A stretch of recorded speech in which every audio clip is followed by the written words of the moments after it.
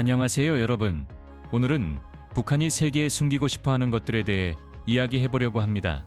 어떤 나라가 주민이 없는 평화마을을 유지하거나 교통경찰이 27살이 되기 전에 퇴직해야 하는 규정을 만들까요? 평양에서는 젊은 여성들이 교통경찰로 선발되는데 이들은 아름다움과 우아함을 기준으로 뽑히며 결혼하거나 26살이 되면 물러나야 합니다. 안전 때문이 아니라 보여주기 위함이죠. 게다가 국가적으로 애도 기간에는 웃음을 금지하는 규칙까지 있으니 뭔가 더 깊은 패턴이 보이기 시작합니다. 과연 북한은 무엇을 숨기고 있을까요? 계속 들어보시면 알게 될 거예요.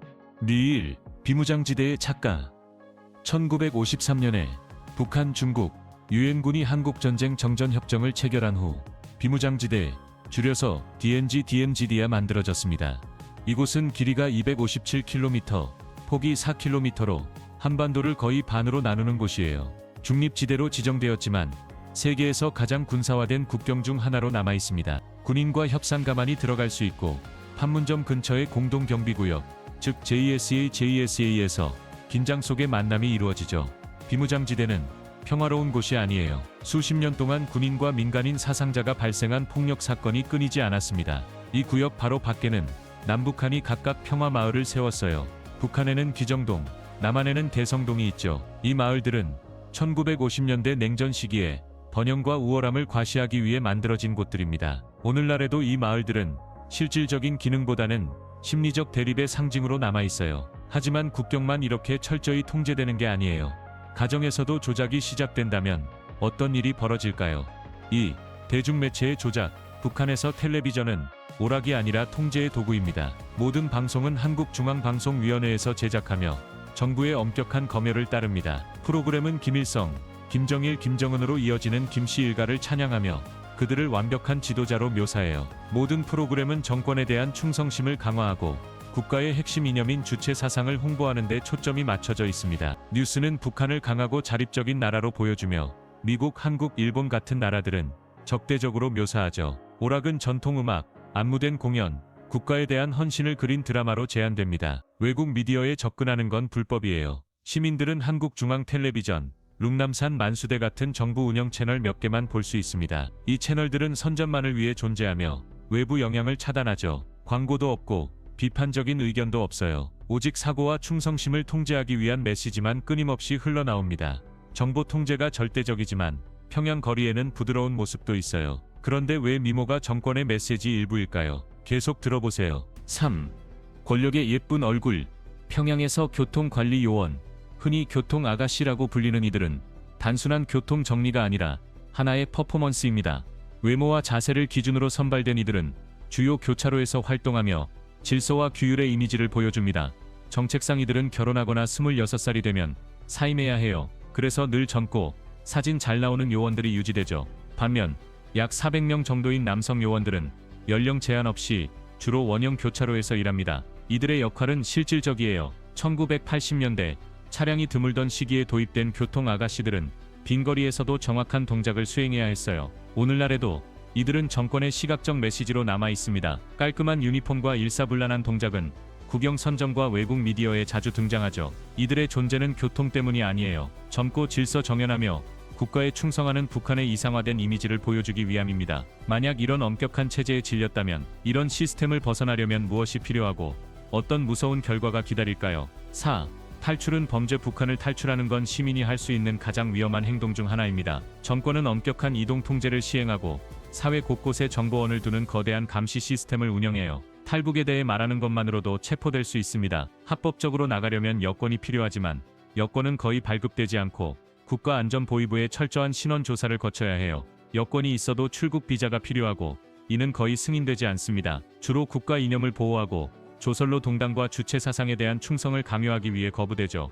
물리적으로 국경을 넘는 것도 위험합니다. 국경 수비대는 허가 없이 건너는 사람을 사살하라는 명령을 받았어요. 대부분의 탈북자는 중국으로 향하지만 중국과의 양자 협정 때문에 구금되거나 강제 송환될 위험이 있습니다. 송환된 사람들은 종종 수감되거나 노동시설로 보내집니다.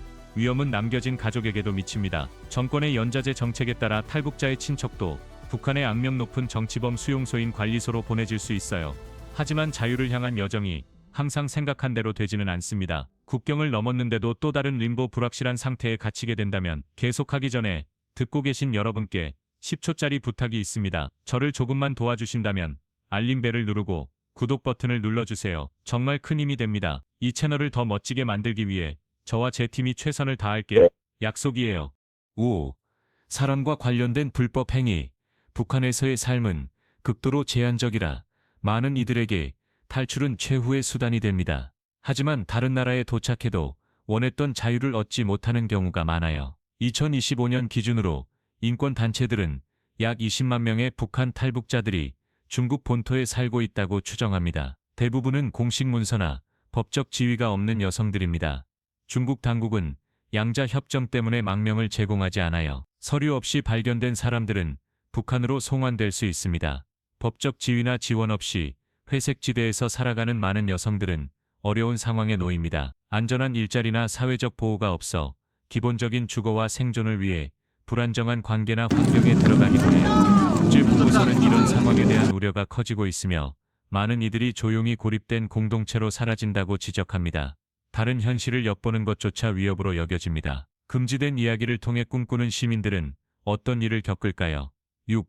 K-드라마 금지. 대부분의 나라에서 텔레비전을 보는 건 일상적인 일이지만 북한에서는 특히 한국 콘텐츠에 접근하는 게 심각한 결과를 초래할 수 있어요. 한국 연구단체의 조사에 따르면 몇몇 북한 10대들이 K-드라마, 즉 한국 드라마를 보거나 공유했다가 징계 조치를 받은 사례가 있다고 합니다. 아시아 전역에서 인기 있는 이 드라마들은 북한 당국에 의해 문화적 이념적 메시지에 대한 도전으로 여겨집니다. 일부 사례에서는 개인이 공식적으로 질책받는 영상이 공개되며 미디어 접근에 대한 당국의 철저한 통제를 보여줍니다. 2020년에 반동사상문화배격법이 제정된 이후 허가되지 않은 미디어를 소비하는 건 공식적으로 국가정책 위반으로 분류됩니다. 특히 청년에 초점을 맞춘 이 법은 교정조치나 장기 징계 배치 같은 처벌을 포함할 수 있어요. 다른 나라에서는 오락으로 여겨지는 콘텐츠가 북한에서는 외부 영향으로 간주되어 국가 법률로 다뤄집니다. 단순한 TV 프로그램을 보는 게 큰 문제로 이어질 수 있는 곳에서 살면서도 바깥 세상을 엿보기 위해 위험을 감수하겠나요? 왜 또는 왜 아닐까요? 아래 댓글로 알려주세요. 7. 김동철의 고백군.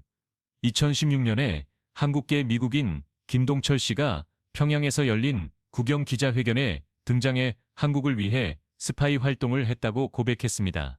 이 행사는 북한 당국이 철저히 통제했기 때문에 그의 발언의 신빙성에 의문이 제기되었죠. 이는 북한의 익숙한 패턴입니다. 외국인을 구금하고 고백을 연출하고 비공개 재판을 진행한 뒤 항소 없이 노동형을 선고하는 거예요. 한국 출신의 미국 시민권자인 김 씨는 2015년 10월에 간첩 혐의로 체포되었습니다. 2016년 4월에 그는 10년 노동형을 선고받았고 2018년 5월에 외교 협정으로 2명의 다른 미국인 수감자와 함께 석방되었습니다. 석방 후 김 씨는 2009년부터 미국과 한국 정보기관과 일했다고 인터뷰에서 밝혔지만 이 주장의 진실 여부는 여전히 논란의 여지가 있습니다. 하지만 모두가 자유로 해외에 있는 건 아니에요. 해외 파견이 또 다른 통제의 형태라면 어떨까요? 8. 중국의 통제구역. 북한을 떠난 많은 이들이 중국 본토에서 송환의 두려움 같은 복잡한 문제를 겪지만 또 다른 덜 알려진 집단이 있습니다. 이들은 탈출이 아니라 정부의 공식 파견으로 해외에서 일하는 북한 시민들입니다. 국제노동인권단체에 신뢰할 만한 보고서에 따르면 상당수의 북한 시민들이 중국을 포함한 해외에서 엄격히 관리되는 환경에서 일하고 있습니다. 많은 이들이 자유로운 이동과 소통이 제한된 보안구역에서 일하며 하루 최대 16시간까지 일하고 휴식은 최소화됩니다. 중요한 점은 이 파견이 공식 국가 프로그램의 일부라는 겁니다. 북한 정부는 이 조건을 알고 있으며 근로자들의 외화 수입 일부를 받습니다. 이 수익은 종종 국내 사업과 정부 기능에 사용되며 일부 국제 경제 제재를 우회할 수 있습니다. 국내에서는 청년들도 정권의 도구로 길들여집니다. 특히 젊은 여성들에게는 독특한 부담이 따릅니다. 북한의 징지. 북한의 일상은 엄격히 통제되며 시민들은 항상 정권의 규칙을 따라야 합니다. 2015년부터 여성도 의무 복무를 해야 하며 23살까지 복무해야 합니다. 모든 군인의 조건이 열악하지만 여성 신병은 추가적인 압박을 받습니다. 남성과 같은 신체 훈련을 받으면서도 요리나 청소 같은 가사일을 맡곤 하죠. 전직 군인들의 보고에 따르면 기본 위생 용품이 부족하고 의료 지원도 부실합니다. 이 여성들은 조용히 복무를 견뎌야 합니다. 불만은 금지되고 군대 문화는 전통적인 성 역할을 강화해요. 그래서 복무 중 겪는 어려움에 대해 목소리를 내기 어렵습니다. 지도자 선출에서는 국민의 목소리가 반영될까요? 답은 단 하나의 결과만 가능한 선거 제도에 있습니다. 이어 선택 없는 선거. 북한에서도 기술적으로 선거는 있습니다. 4년에서 5년마다 전국적으로 최고인민회의 대의원을 뽑고 4년마다 지방인민회의 선거도 열립니다. 하지만 이건 많은 이들이 민주적이라고 생각할 만한 선거가 아니에요. 국제관찰자와 인권단체 같은 비판자들은 이게 단일 후보 선거라고 지적합니다. 모든 후보는 조설로 동당이나 관련 단체가 미리 선정하며 유권자는 선택지가 없고 다른 이름을 적을 수도 없어요. 결과적으로 모든 의석은 국가가 원하는 후보에게 돌아갑니다. 분석가들은 이 선거가 진정한 정치 참여를 가능케 하기보다는 정당성의 외관을 만들기 위한 것이라고 봅니다. 북한 공식 자료에 따르면 이 선거의 투표율은 거의 100%에 달한다고 하는데 이 통계는 과정의 진정성에 더 많은 의문을 낳습니다. 하지만 이 외관과 철저한 선거 뒤에는 절대 볼 수 없는 곳, 거의 탈출하지 못하는 시설들이 있습니다. 10일, 북한의 시설. 북한 내부에 신뢰할 만한 정보는 얻기 어렵지만 탈북자와 국제단체의 보고는 인권 상황에 대한 오랜 우려를 제기해왔습니다. 60년 넘게 북한은 투명성이 낮고 국제적 접근이 제한된 상태로 운영되었습니다. 추정에 따르면 상당수의 사람들이 정치적 또는 징계 목적의 시설에 수용되어 있습니다. 이 장소들은 위성 이미지로 확인되었고 여러 인권 논의에서 언급되었습니다. 유엔 조사관들은 접근을 허용받지 못했으며 전직 수감자들의 증언은 열악한 조건, 긴 노동시간, 제한된 의료, 그리고 옥수수 가루와 배추로 주로 구성된 최소한의 식사를 묘사합니다. 추운 달에는 건강 위험이 커지고 일부는 식량을 보충하기 위해 채집을 한다고 해요. 탈출 시도에 대한 엄격한 처벌은 통제의 분위기를 강화한다고 합니다. 당국은 이런 수용소의 존재를 부인하지만 반복되는 위성 증거는 그 존재와 가능한 확장을 계속 보여줍니다. 이 수용소가 정말 존재하지 않는다면 왜 많은 전직 수감자들이 같은 이야기를 하고 정부는 왜 누구도 들어가 확인하지 못하게 할까요? 여러분은 어떻게 생각하시나요? 댓글로 알려주세요. 1위 불법 거래. 북한 경제는 국제적 참여 제한, 노후된 인프라, 국제시장 접근 제한으로 큰 도전에 직면해 있습니다. 이에 따라 일부 분석가와 보고서는 대체 수익 창출 방법이 사용되고 있을 수 있다고 제안하며 글로벌 관찰자들 사이에서 우려를 낳고 있습니다. 국제기구의 조사는 북한과 관련된 일부 단체를 위조 제품과 규제 물질 유통 같은 불법 거래 활동과 연결지었습니다. 널리 보도된 몇몇 사례에서는 당국이 북한과 연결된 외부 네트워크로 의심되는 대량의 불법 물품을 적발했어요. 일부 보고서는 특정 국영시설이 승인된 수출을 생산하면서도 은밀한 활동에 관여할 수 있는 이중 목적을 제공한다고 제안합니다. 이 활동은 고위급에서 관리되며 수익은 국가 프로그램을 지원하는 데 사용될 가능성이 있습니다. 제한된 접근으로 완전한 검증은 어렵지만 전문가들은 이런 수익원이 국제 제재 속에서도 경제의 일부를 유지하는 데 도움이 될 수 있다고 믿습니다. 3. 웃음이 금지된 시간. 많은 나라에서 국가 애도 전통은 공식적이지만 상징적입니다. 하지만 북한에서는 이 의식이 국가 권위에 의해 강제되며 통제의 뿌리를 두고 있어요. 현재 지도자 김정은의 아버지 김정일의 사망 후 매년 엄격한 국가적 추모 행사가 열립니다. 예를 들어 2021년에는 공식 애도 기간이 열하루 동안 이어졌습니다. 북한 북동부 지역 주민들의 이야기에 따르면 그 기간 동안 일상은 크게 제한되었어요. 시민들은 여가 활동을 금지당했고 술 마시기, 음악 듣기, 심지어 기념일 당일에는 웃는 것도 금지되었다고 해요. 추가 보고에 따르면 식료품 쇼핑도 중단되었고 생일 축하도 금지되었습니다. 극단적인 경우 애도 기간 동안 누군가 사망하면 가족은 국가 추모가 끝날 때까지 장례를 미뤄야 했다고 합니다. 지침을 따르지 않은 사람들은 심각한 처벌을 받았다고 해요.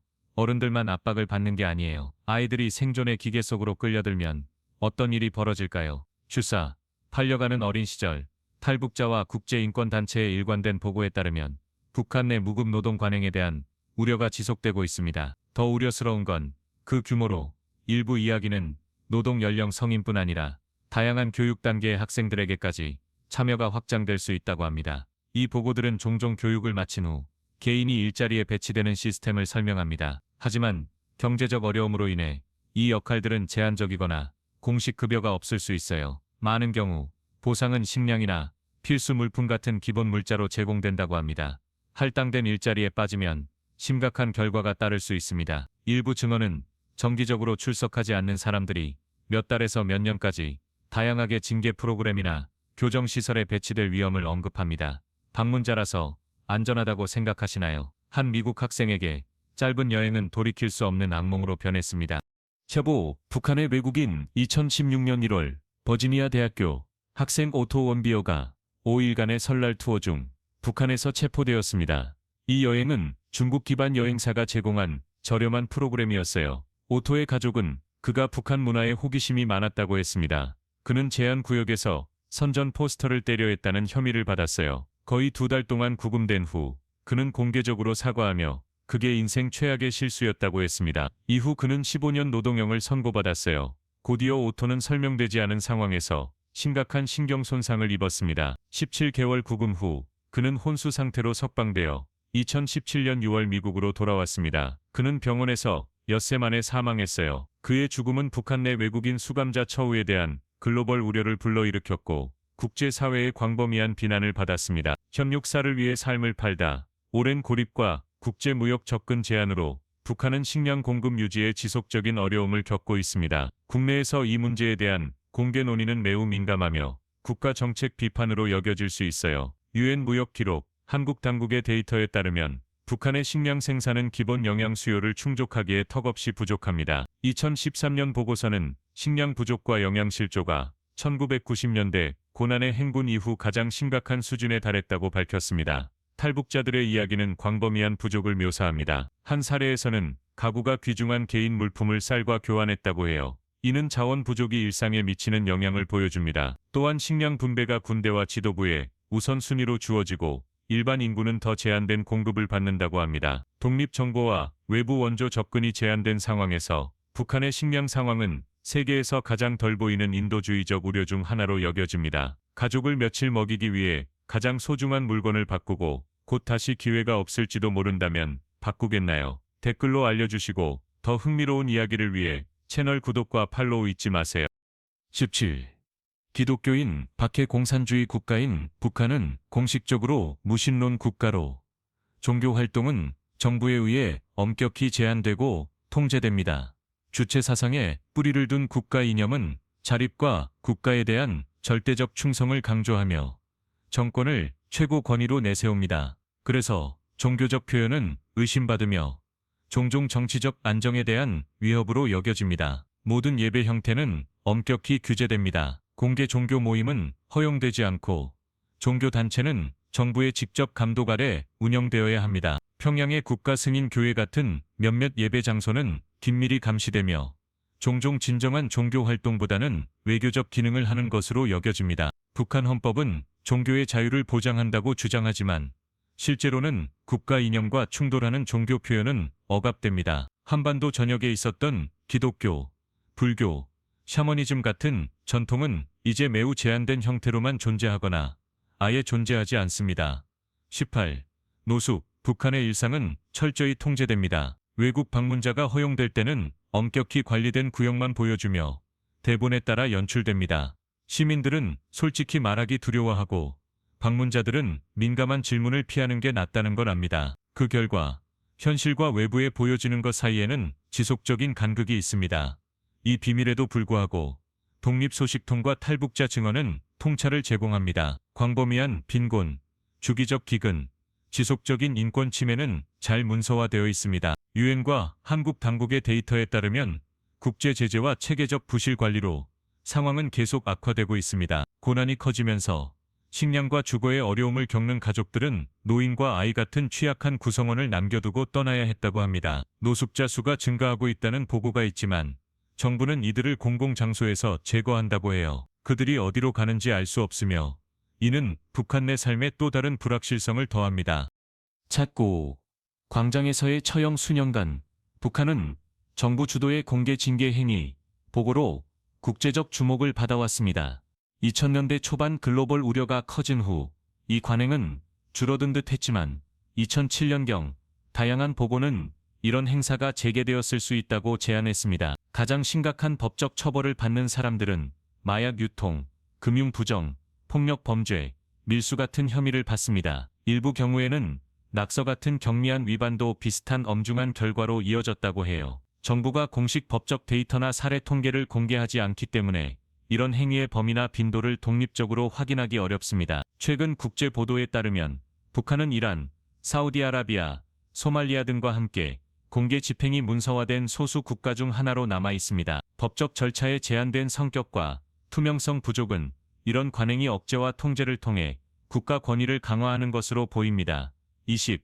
여성 건강. 북한에서 생식 건강 정책은 엄격히 규제됩니다. 1983년부터 1993년까지 잠시 합법화되었던 낙태는 2015년에 다시 제한되었고, 많은 피임 형태도 인구 증가를 장려하기 위해 제한되었습니다. 탈북자와 국제인권단체의 보고에 따르면 제한된 생식 서비스를 제공하거나 이용한 사람들은 구금 같은 법적 처벌을 받을 수 있습니다. 일부 증언은 특히 장애인, 해외에서 돌아온 사람, 정치적 이유로 수감된 여성 같은 취약한 상황의 여성들에게 비자발적 의료시술이 이루어졌다고 묘사했습니다. 1970년대와 80년대에는 일부 현대 피임법이 장려되었다고 하지만 최근 정책은 출산율 증가에 초점을 맞추며 생식 결정은 종종 국가 지침의 영향을 받습니다. 이는 개인과 가정 생활에 대한 중앙 통제의 더 큰 역할을 보여줍니다. 오늘 영상 재미있으셨나요? 좋아요를 누르고 채널 구독도 잊지 말아주세요. 여러분의 지원이 저희에게 큰 힘이 됩니다. 지금 화면에 나타나는 영상을 클릭해보세요. 이 콘텐츠도 마음에 드실 거예요. 다음에 다뤄줬으면 하는 주제를 댓글로 알려주세요. 시청해주셔서 정말 감사하고 다음 영상에서 만나요.